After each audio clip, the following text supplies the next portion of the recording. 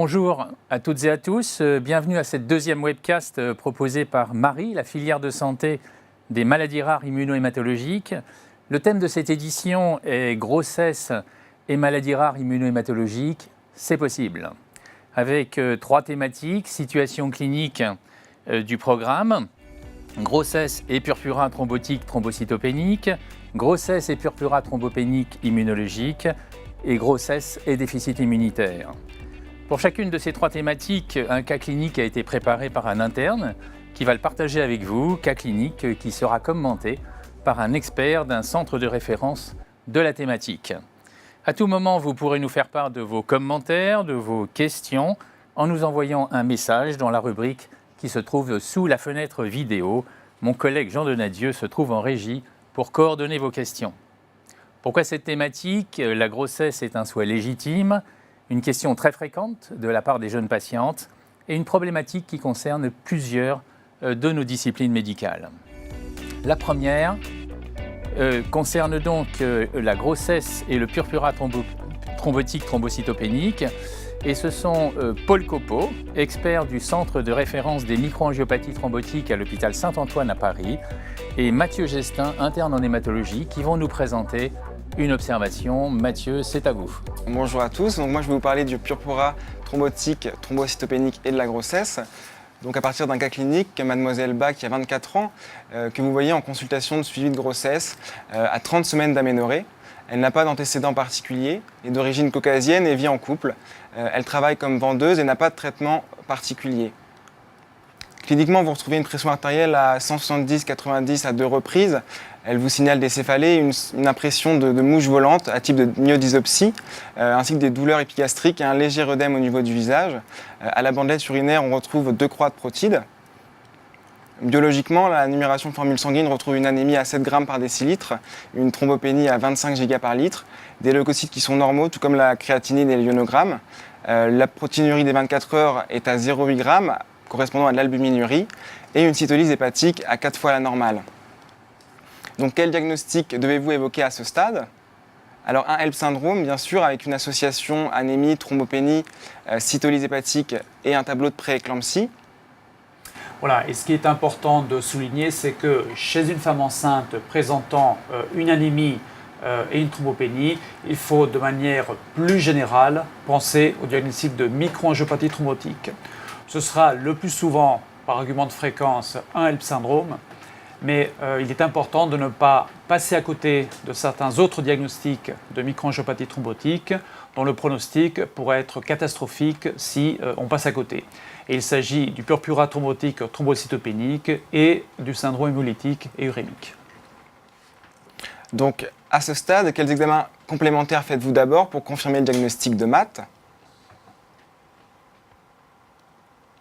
Alors tout d'abord, pour le mécanisme de l'anémie, faire des réticulocytes qui seront augmentés et donc secondairement un bilan d'hémolyse avec les LDH, l'aptoglobine et la bilirubine. On retrouve une aptoglobine effondrée, des LDH augmentés et une bilirubine libre augmentée également. Devant cette hémolyse, on réalise un frottis sanguin à la recherche de schizocytes en faveur d'une origine mécanique et un test de Coombs érythrocytaire direct pour un phénomène auto-immun. Le frottis sanguin ici retrouve des schizocytes et le test de Coombs est négatif. On réalise également à titre systématique un bilan d'hémostase à la recherche d'une CIVD. Le bilan d'hémostase est normal et dans un contexte plus global, une échographie Doppler obstétrique ainsi qu'une étude du retentissement fœtal avec un enregistrement cardiotocographique. Vous trouvez ici des schizocytes, donc avec un aspect bicorne qui est assez caractéristique. Au niveau du diagnostic, de l'évolution et du traitement, le diagnostic de MAT est confirmé devant l'association anémie hémolytique mécanique donc, avec une thrombopénie, et le diagnostic de prééclampsie grave avec HELLP syndrome est retenu. Une prise en charge obstétricale est donc réalisée à 30 semaines d'aménorrhée avec une césarienne en urgence et la naissance d'un garçon de 1320 grammes. Le tableau de MAT maternel est de résolution spontanée et durable. Par contre, malheureusement, le nouveau-né décède de manière prématurée à 6 semaines par hémorragie digestive sur entérocolite. Quelles explorations supplémentaires devez-vous faire? Alors un bilan de thrombophilie standard, ainsi qu'une recherche de maladies ischémiques avec les anticorps antinucléaires et les anti-ADN natifs, un bilan néphrologique systématique avec une protéinurie et une écho rénale à la recherche d'une éventuelle glomérulopathie qui font partie du bilan systématique après un HELLP syndrome, mais surtout le dosage de l'activité ADAMTS13 et la recherche des anticorps anti-ADAMTS13. Donc chez cette patiente, l'activité ADAMTS13 était indosable inférieure à 5% à 3 mois du postpartum et les anticorps anti-ADAMTS13 étaient négatifs. Donc de quel type de MAT s'agit-il ici finalement ?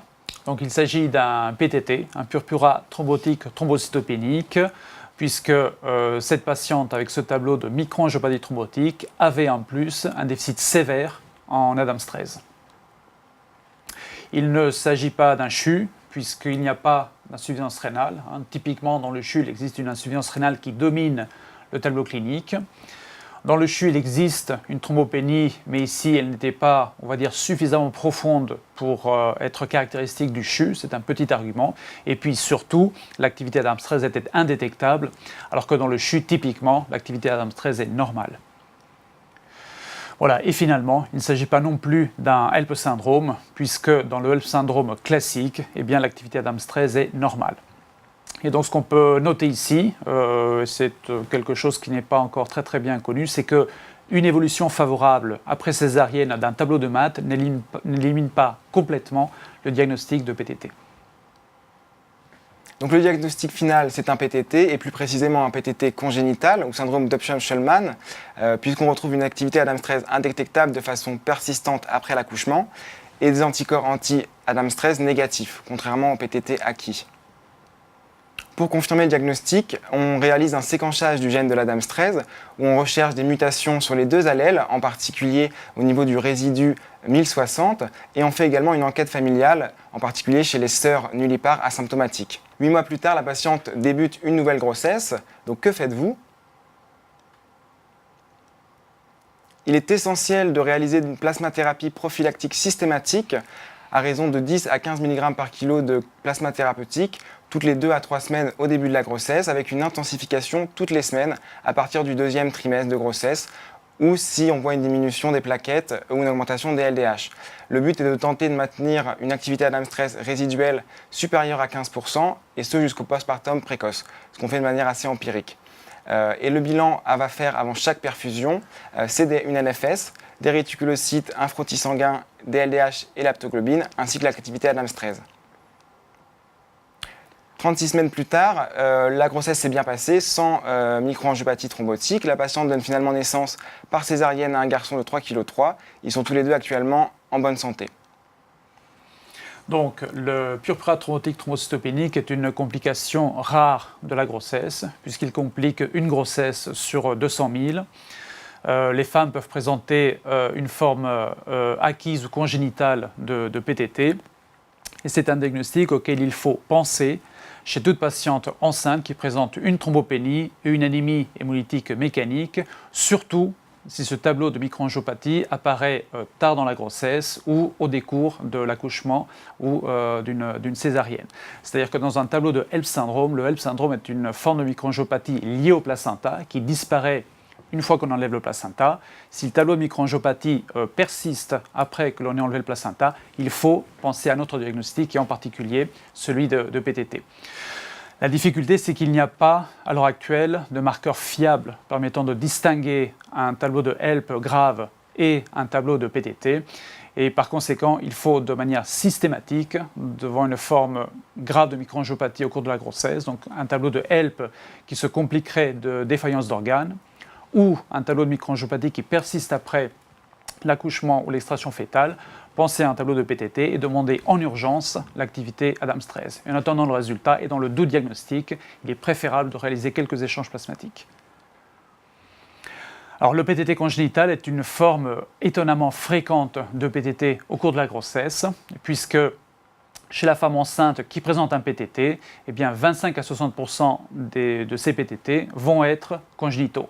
Et il faut retenir qu'un PTT au cours d'une première grossesse est dans la moitié des cas congénital.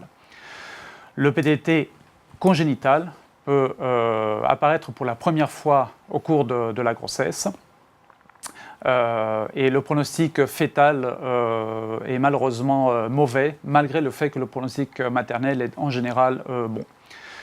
Le diagnostic de ce PTT congénital repose sur l'étude de l'activité ADAMTS13 qui est indétectable et sur l'absence d'anticorps anti-ADAMTS13 avec par contre des mutations sur les 2 allèles du gène codant pour la protéine ADAMTS13. Et ce qui est très très important de garder à l'esprit, c'est que une fois le diagnostic de PTT congénital réalisé, eh bien, cela peut permettre de proposer chez la femme qui souhaite mettre en place un projet de grossesse eh bien, une prophylaxie par plasma, 10 à 15 millilitres par kilo.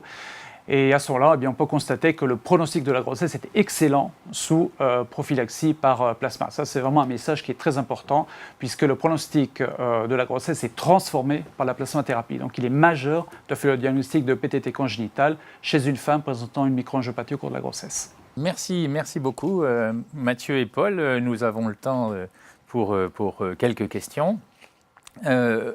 Paul, vous venez de nous dire que si une prévention est mise en place, tout va bien pour la mère.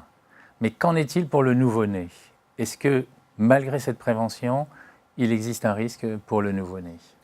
Alors, pour le PTT congénital, la plasmathérapie transforme le pronostic de la grossesse. C'est-à-dire que chez une femme qui va recevoir une plasmathérapie prophylactique parce qu'elle a fait précédemment un épisode de PTT qui s'est mal passé, eh bien, le pronostic va être très bon pour elle et pour son fœtus.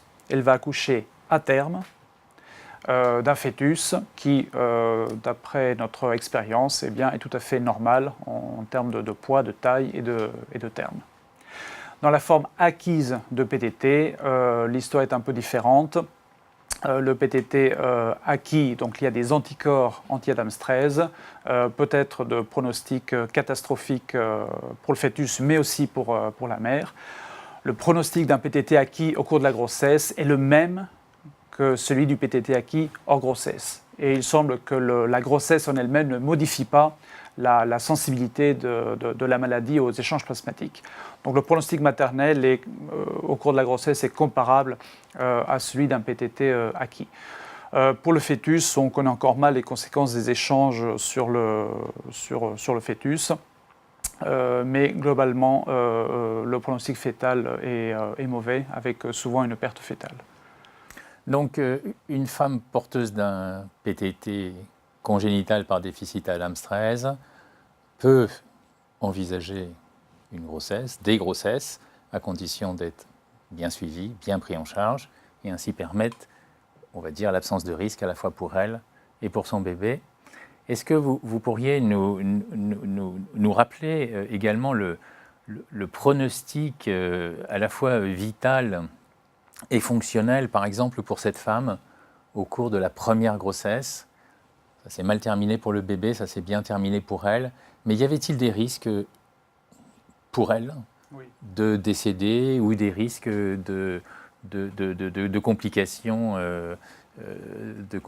irréversibles éventuellement? Bien sûr. Le premier point, c'est que le message, je pense, majeur de cette observation et de notre expérience que nous avons récemment rapportée, c'est que le pronostic d'une grossesse chez une femme atteinte de PTT congénital traitée par plasmathérapie prophylactique se transforme et devient excellent. Donc, je rappelle encore une fois l'importance de faire le diagnostic de PTT congénital chez une femme présentant une microangiopathie au cours de la grossesse. Le deuxième point, c'est qu'effectivement, le pronostic d'un PTT non diagnostiqué au cours de la grossesse ou même hors grossesse est dramatique, avec le plus souvent le décès de la patiente. Et donc là encore, il est majeur de sensibiliser les cliniciens, les obstétriciens, les réanimateurs à ce diagnostic pour y penser plus tôt et mettre en route un traitement optimal. Paul, une dernière question. Vous l'avez dit, la grossesse peut révéler un PTT congénital. En quelques mots, on sait pourquoi? Alors, il existe de manière assez remarquable au cours du PTT obstétrical des mutations du gène d'ADAMTS13 qui en fait, et c'est encore une hypothèse, altèrent l'activité d'ADAMTS13 suffisamment peu pour qu'en dehors de la grossesse, il ne se passe rien. Mais au cours de la grossesse, les modifications de la patiente, et en particulier l'augmentation progressive au cours de la grossesse de la quantité de facteur Willebrand vont faire que les faibles capacités de la protéine Adams 13 liées à ces mutations vont être dépassées. Et là, le PTT, pour la première fois au cours de la vie de la patiente, va se révéler. Donc il existe une assez bonne corrélation entre le génotype de ces patients, cette mutation au niveau du résidu 1060, et le fait que le PTT survient spécifiquement au cours de la grossesse. Alors une dernière question arrive. À quelle distance d'un épisode de PTT acquis peut-on autoriser une grossesse et avec quelle surveillance? Alors, ce sont des questions difficiles parce que les malades sont sont les questions encore de nos auditeurs. rares. Effectivement, ce sont d'excellentes questions. Alors, actuellement, l'attitude chez ces patientes reste empirique et ce que l'on recommande, ce sont des recommandations d'experts. On recommande d'autoriser une grossesse chez une patiente qui a fait un épisode de PTT acquis quand on s'est assuré que l'activité Adams 13 était normale.